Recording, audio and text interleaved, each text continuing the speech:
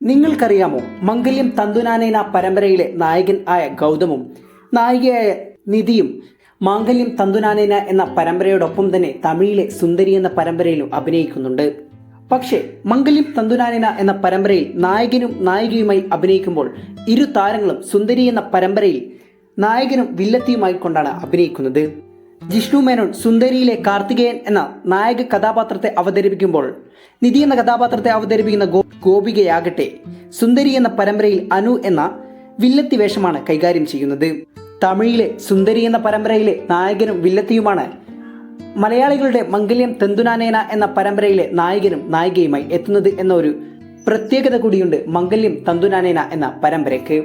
എന്നാൽ ഇപ്പോൾ തമിഴിലെ സുന്ദരി എന്ന പരമ്പരയുടെ സീസൺ 1 അവസാനിച്ചുകൊണ്ട് സീസൺ 2 തുടങ്ങിയിരിക്കുകയാണ്.